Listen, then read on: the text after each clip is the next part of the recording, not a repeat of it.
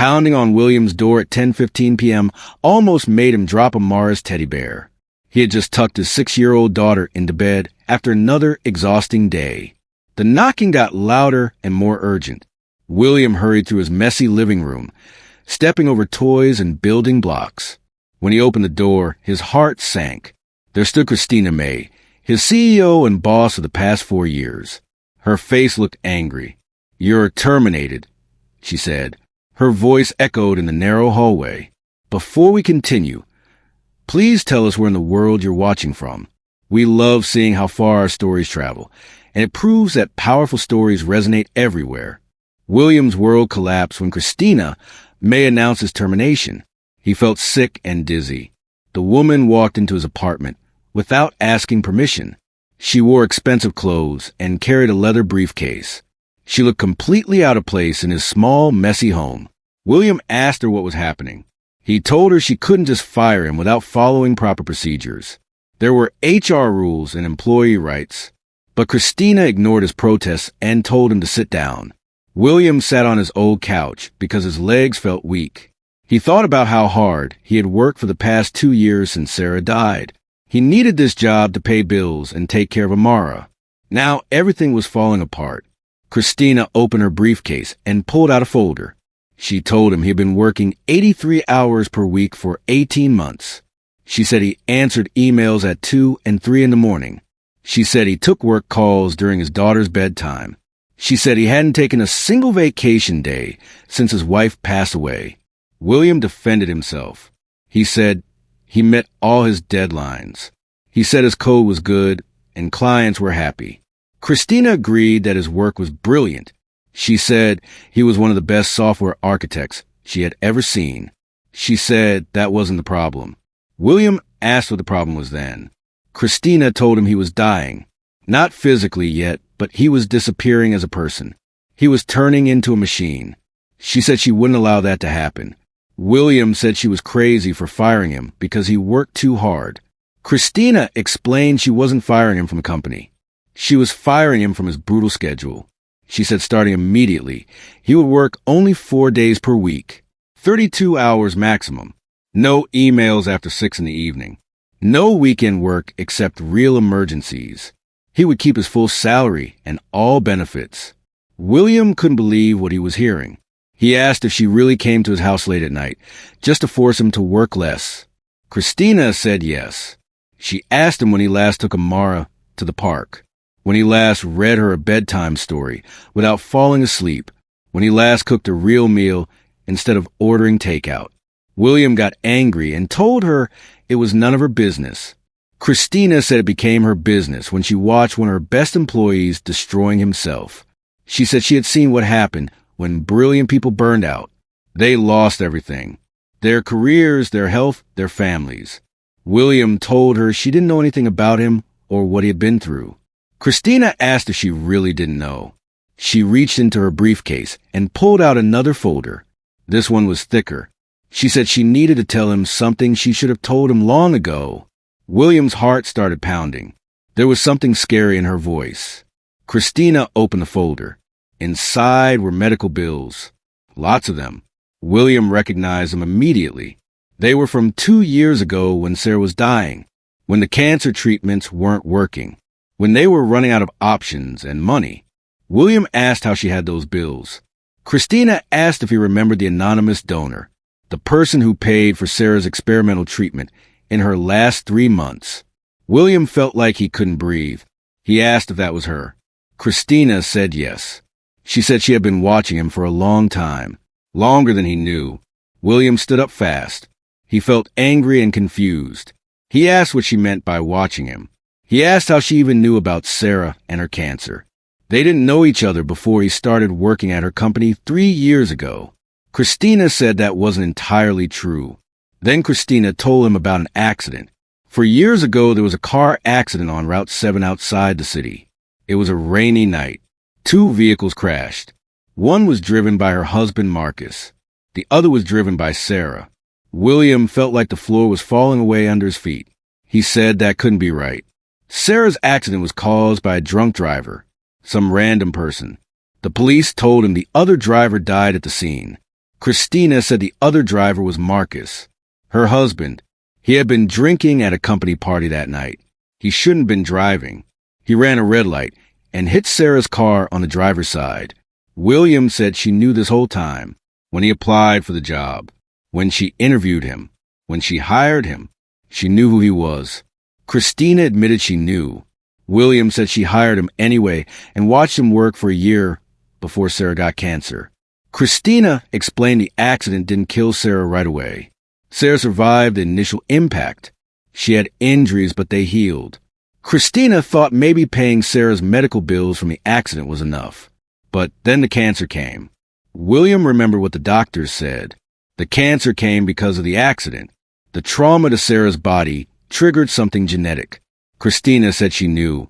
She had read all the medical reports. That's when she started paying for Sarah's treatments. She thought if she could save Sarah, maybe she could fix what Marcus did. Maybe she could make things right. William said she couldn't save Sarah, though. The treatments didn't work. Sarah died anyway. Christina said she was sorry. She had been sorry every single day for 4 years. They sat in silence for a long time. William felt sick. His whole world had just been turned upside down. Everything he thought he knew was wrong. He asked why she hired him. Why bring him into her company if she knew who he was? Christina said she saw his resume and saw how talented he was. She knew he needed a good job, especially with Sarah's medical bills piling up. She thought she could help. She thought if she gave him a great job with good benefits, it would make things easier. William said she felt guilty. Christina admitted yes. She felt crushing, terrible guilt. Marcus died instantly in the accident. She lost him. But William still had Sarah then. When Sarah got cancer, Christina felt like she was losing Sarah all over again, like she was watching Marcus kill Sarah in slow motion. William asked if that's why she came tonight. Because of guilt. Christina said partly yes, but also because she meant what she said earlier. William was destroying himself. He was working himself to death. She couldn't watch that happen. She couldn't lose him too. William said she didn't even know him. Christina said she knew more than he thought. She knew he took Amara to daycare at 7:30 every morning. She knew Amara's favorite color was purple. She knew Amara loved dinosaurs and wanted to be a paleontologist. She knew William read Amara the same 3 bedtime stories every night because they were Sarah's favorites. William said she had been watching them. Christina said she had been trying to take care of them from a distance. She made sure William got the best projects at work. She made sure his salary increased every year. She made sure nobody bothered him when he needed to leave early for Amara's school events. William said she had been manipulating his life. Christina agreed she had. She said she was sorry for that. But she wasn't sorry for trying to help. She wasn't sorry for caring about what happened to him and his daughter. William put his head in his hands. This was too much to process. He asked what happened now. Christina said now he would work less. Now he would spend more time with Amara. Now he would start living again instead of just surviving. William asked what she got out of this. Christina was quiet for a moment. Then she said, maybe some peace. Maybe a little less guilt. Maybe the knowledge that she helped instead of hurt this time. William didn't know what to say. Part of him wanted to yell at her and throw her out, but another part understood. He understood grief. He understood guilt. He understood trying to fix something that could never really be fixed. William said he needed time to think about everything. Christina said of course. She told him to take all the time he needed. His new schedule would start Monday. He would work from home on Fridays to be with Amara. She had already talked to HR and arranged everything. She stood up and gathered her briefcase. She walked to the door and turned back. She told William she really was sorry. For everything. For Marcus. For Sarah. For not telling him sooner. But she wasn't sorry for caring about him. And she wouldn't apologize for trying to save him from himself. Then she left. William sat alone in his messy living room, surrounded by toys and confusion. Everything had changed in one night. The next few days were strange for William. He went to work, but couldn't focus. He kept thinking about what Christina told him. About Marcus. About the accident. About all the ways she had secretly managed his life for years. He wanted to be angry, but mostly felt confused and sad.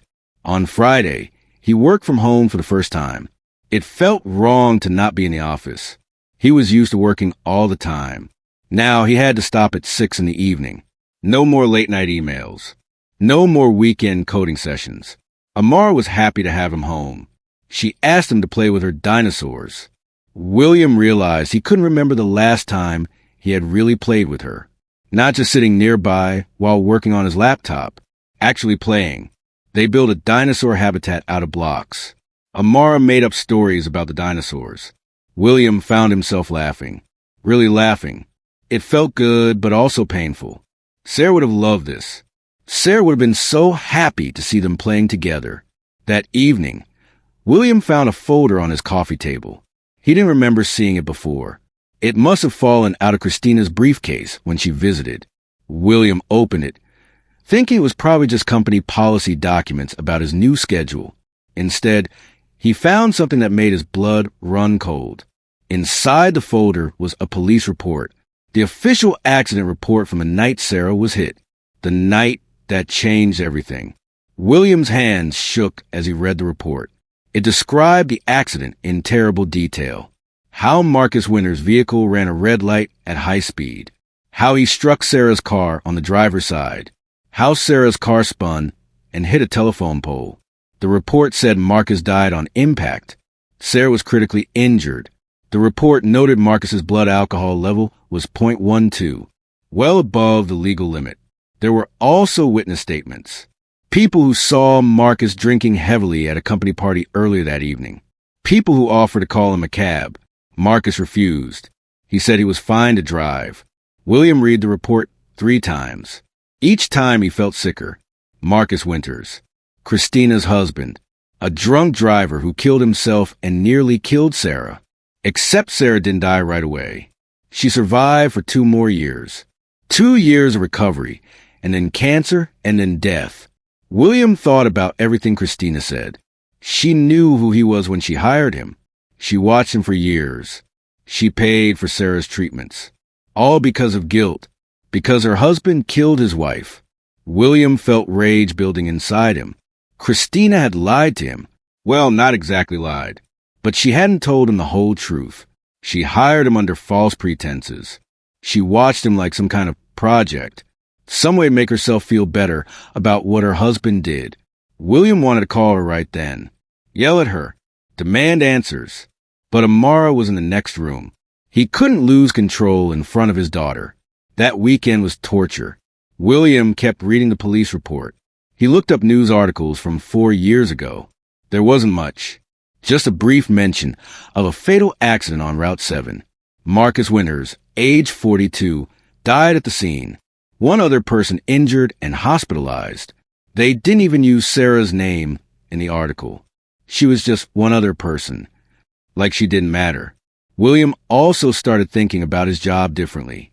Every promotion he got, every good project, every raise, was any of it real? Or was it all just Christina trying to ease her guilt? Did he actually earn his position, or was he just charity? The thought made him sick. He had worked so hard. He was good at his job.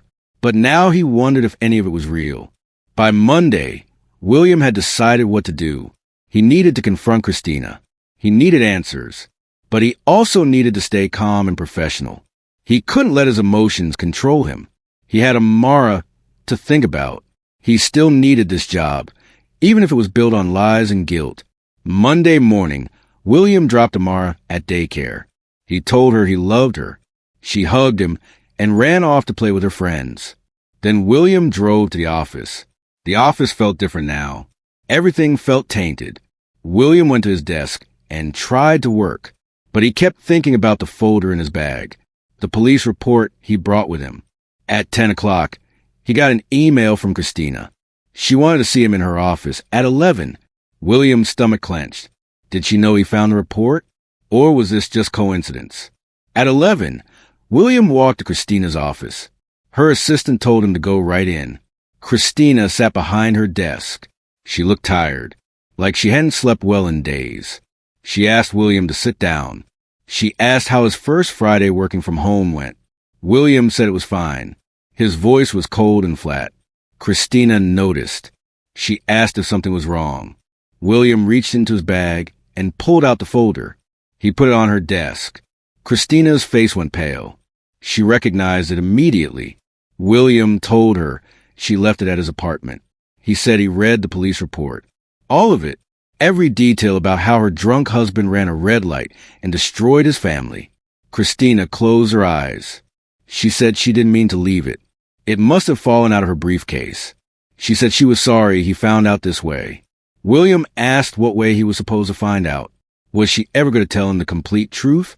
Or was she just going to keep manipulating his life from the shadows? Christina said she told him the truth the other night. About Marcus. About the accident. About paying for Sarah's treatment. William said she told him some truth, but she left out details. Like how drunk Marcus was. Like how many people saw him drinking and tried to stop him. Like how Marcus's own company had failed to prevent an employee from drunk driving after a company party. Christina said he was right. She should have told him everything. She was a coward. She was afraid of how he would react. Afraid he would quit. Afraid he would hate her. William said he did hate her. Right now, in this moment, he hated her. Christina said she understood. She deserved his hate. She deserved worse than that. William asked if his job was even real. Or was he just charity? A guilt project to make her feel better? Christina looked hurt. She said his job was completely real. He was brilliant at his work. Every promotion and raise was earned. She never gave him anything he didn't deserve. The only thing she did was hire him in the first place and make sure he got fair opportunities. Everything else was his talent and hard work. William wanted to believe her, but he wasn't sure he could trust anything she said anymore. William asked why she kept the police report, why carry it around in her briefcase. Christina said she looked at it sometimes, to remind herself of what Marcus did, to remind herself of the pain she caused. It was her way of never forgetting, never letting herself off the hook. William said that was sick. She was torturing herself. Christina said maybe she deserved torture. Her husband killed an innocent woman. Even if Sarah survived the initial accident, the trauma led to cancer, led to death. Marcus killed Sarah as surely as if he'd shot her. William sat back in his chair. He felt exhausted, drained. He told Christina he didn't know if he could keep working there. Not now. Not knowing everything he knew. Christina said she understood. She would give him an excellent reference. She would help him find a new job. She wouldn't stand in his way. But she asked him to think carefully, to not make a decision while emotional, to think about what was best for Amara. That's what got to William. Amara, his daughter, needed stability, needed security. If he quit his job, he would have to find a new one. That meant instability. Maybe less money during the transition. Maybe worse benefits. Christina was right. He couldn't make this decision emotionally. He had to think about his daughter first. William told Christina he needed time. She said take all the time he needed. She said she would understand whatever he decided. Then William left her office and went back to his desk. The rest of the week was miserable. William worked his reduced hours. He left at 6 every evening. He didn't check email on the weekend. He spent time with Amara. They went to the park. They cooked dinner together. They read stories. It should have been good. It was what Christina wanted for him. But William felt hollow inside. Every happy moment with Amara was shadowed by thoughts of Sarah, of Marcus, of Christina's guilt controlling his life. Listen, if you're still here, it means you're invested. You want to see what happens next. But here's the reality. Most people watch stories like this and scroll away without subscribing. They enjoy it, then vanish. If this story actually matters to you, if you genuinely care about how it ends, hit that subscribe button. It only takes a second. Otherwise, you'll probably forget this channel exists and miss all the other incredible stories I share. 2 weeks later, William received an invitation to the company's annual charity auction. It was a big event where the company raised money for various causes. William had never attended before. He was always too busy with work. But this year, the invitation came with a personal note from Christina. She asked him to come. She said it would mean a lot to her. William almost threw the invitation away, but something made him keep it. The day of the auction, William arranged for Amara to stay with her friend from daycare. The friend's mother was happy to watch both girls for the evening. William put on his only suit. It was the same suit he wore to Sarah's funeral. He hadn't worn it since. It still fit, but felt uncomfortable, like wearing a costume. William drove to the hotel where the auction was being held. The ballroom was fancy. Crystal chandeliers, white tablecloths, well-dressed people everywhere. William felt out of place. He found the seating chart and saw he was at table 7, right next to the stage. When he got to his table, he realized why. The place card next to him said Christina May. She had put him at her table. William almost left right then, but he had come this far. He might as well stay. Other people arrived at the table, executives and board members. They made small talk. They asked William about his work. He gave short, polite answers. Then Christina arrived. She wore a dark blue evening gown. Her hair was done up. She looked elegant but sad. Her eyes were red, like she had been crying. She greeted everyone at the table. When she got to William, she just nodded. He nodded back. No words. The auction started. There were speeches about the company's charitable work, about helping the community. William listened but didn't really hear. He was too aware of Christina, sitting next to him, too aware of all the secrets between them. Then it was Christina's turn to speak. She walked up to the podium. She talked about the importance of giving back, about how they all had a responsibility to help others, about how guilt could eat you alive if you didn't try to make amends. William watched her carefully. Was she talking about him? About Sarah? The audience didn't know.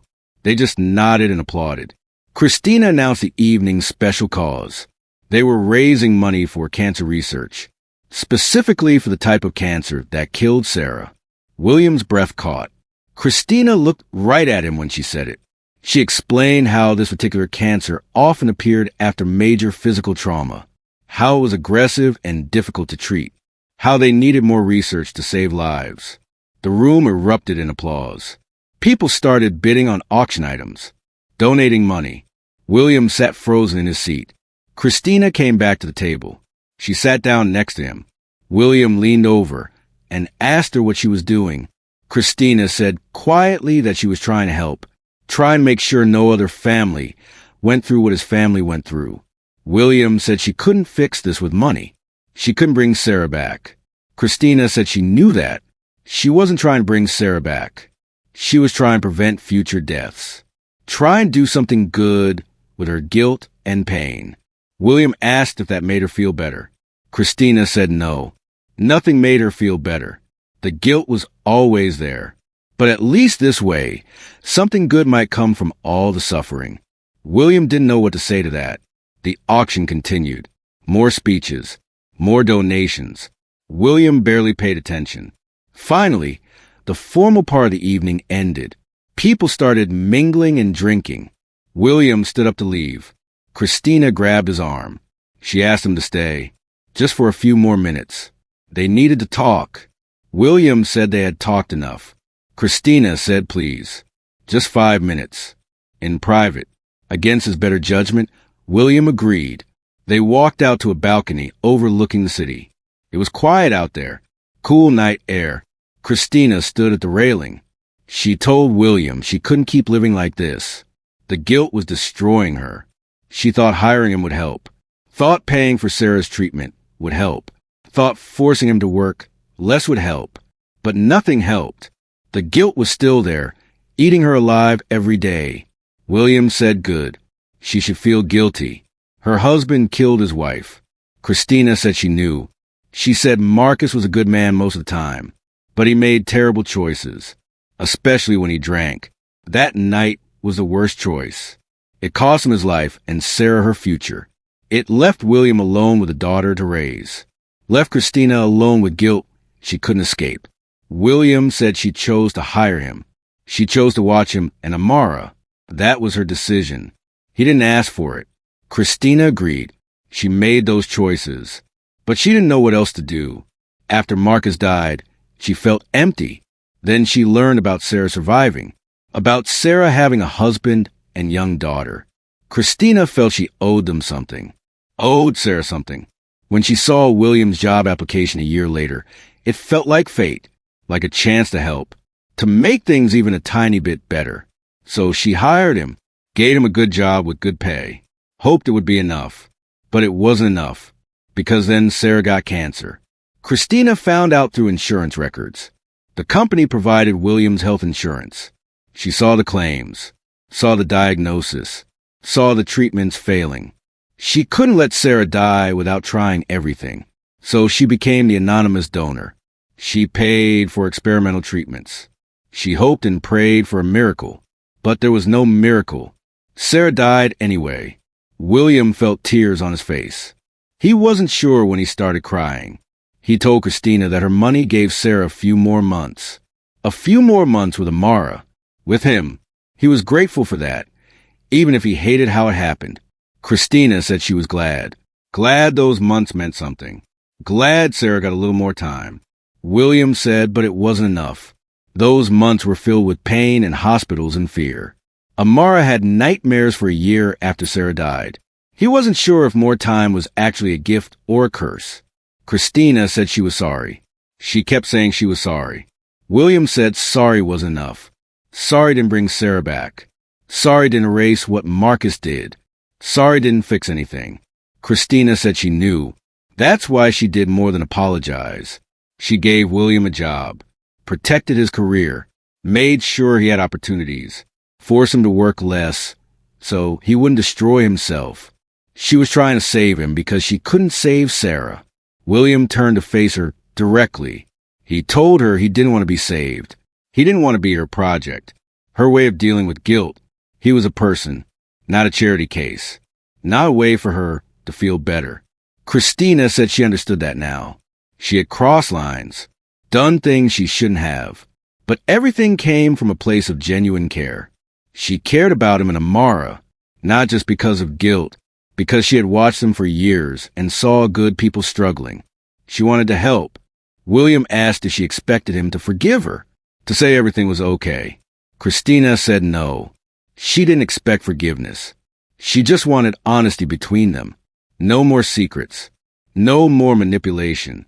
Just truth. William asked what truth.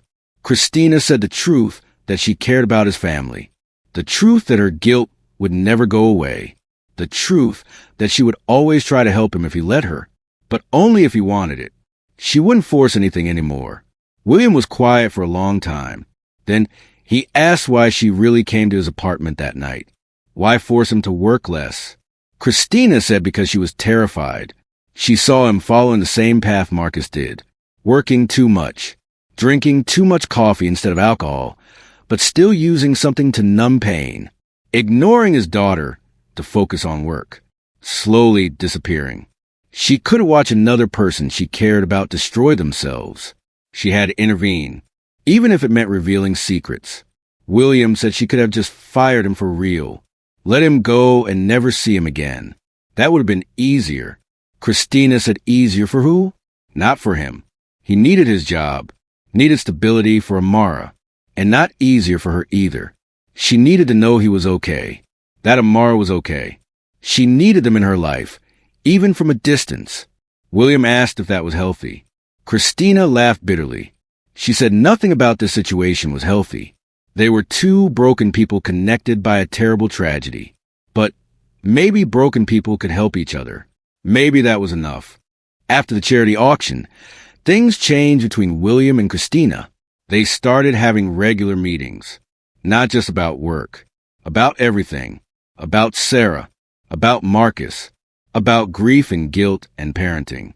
Christina told William stories about Marcus before the drinking got bad, how he was funny and kind and smart, how the pressure work made him drink more, how she tried to help but didn't try hard enough.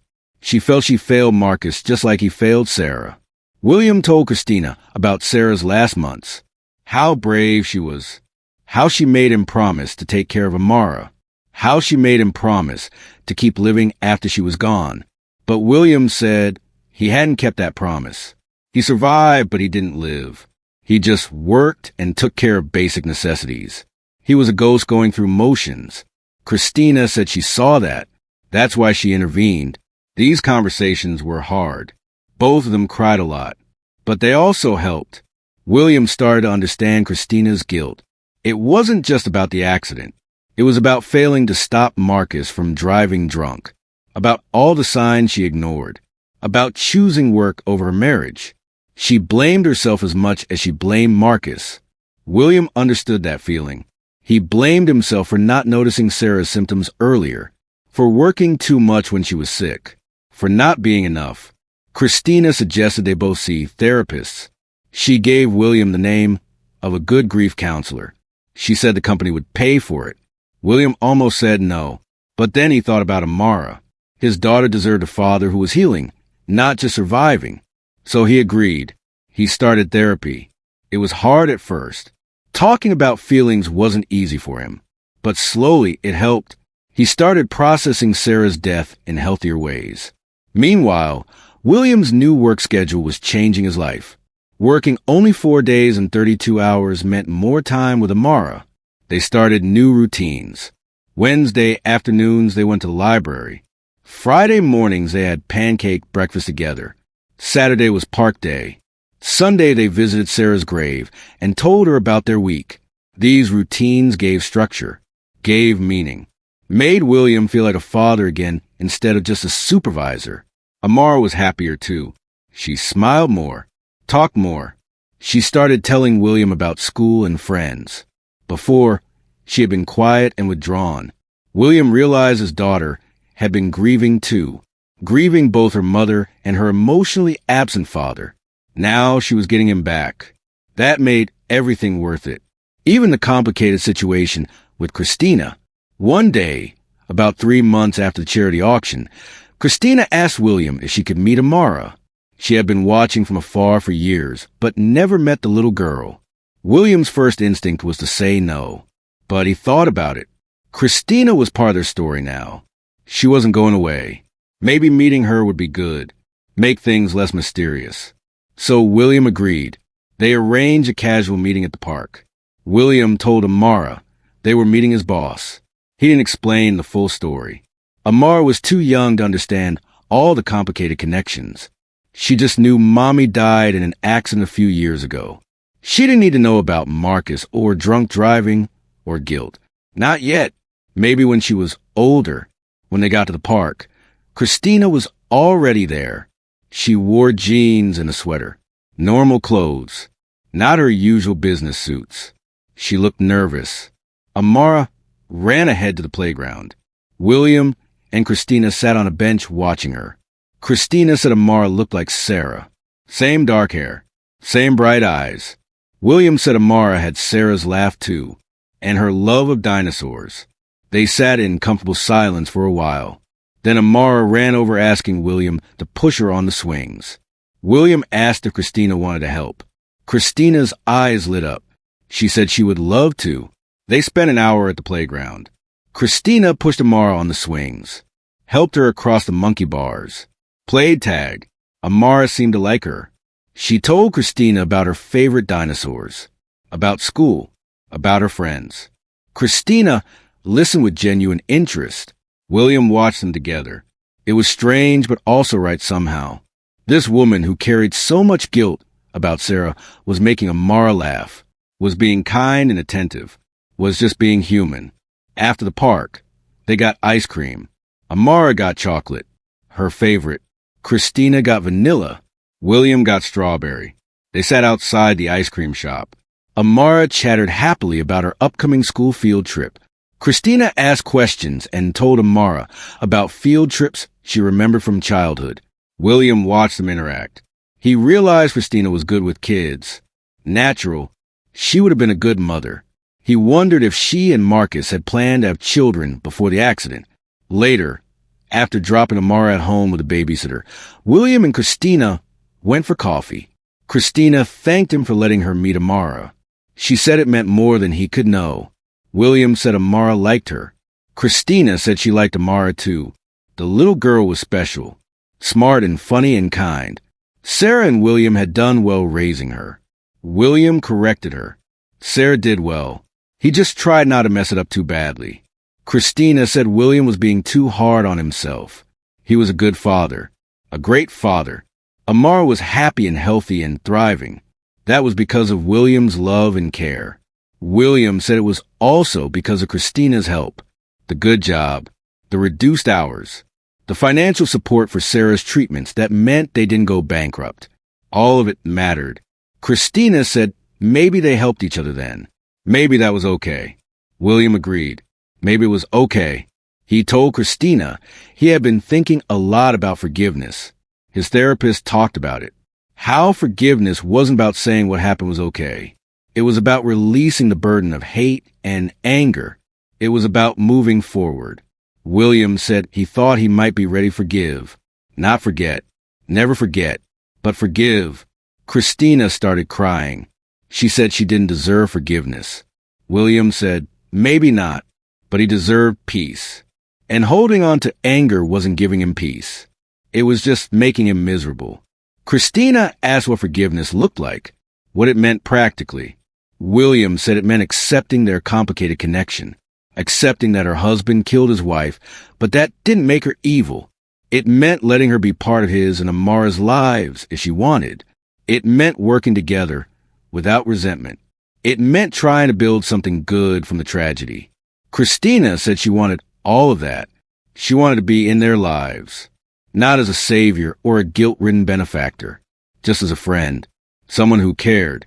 William said he wanted that too, but they needed boundaries, clear boundaries.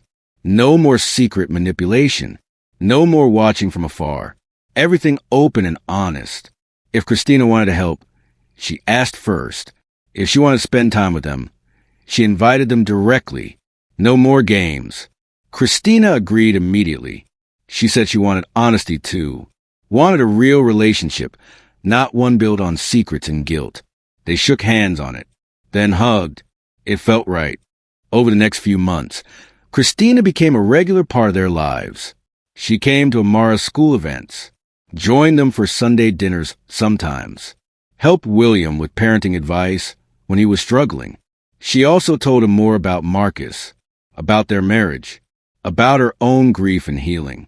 William listened and shared his own stories about Sarah.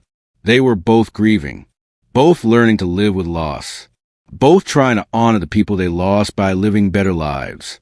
Christina also helped William with his career in new ways, not by manipulating opportunities, but by being a mentor, teaching him leadership skills, helping him plan his future. William realized he was good at his job because he was talented, not just because Christina protected him. That knowledge gave him confidence. He started taking on more responsibility, started mentoring junior developers, started thinking about what he wanted from his career long term. One day, almost 6 months after their first honest conversation, William invited Christina to visit Sarah's grave with him and Amara. It was a big step. Sarah's grave was sacred. Only family visited before. But Christina was family now. Maybe not by blood, but by choice. By shared grief and shared love for Amara. They stood together at the grave. Amara put flowers down. William told Sarah about everything that happened. About Christina. About forgiveness.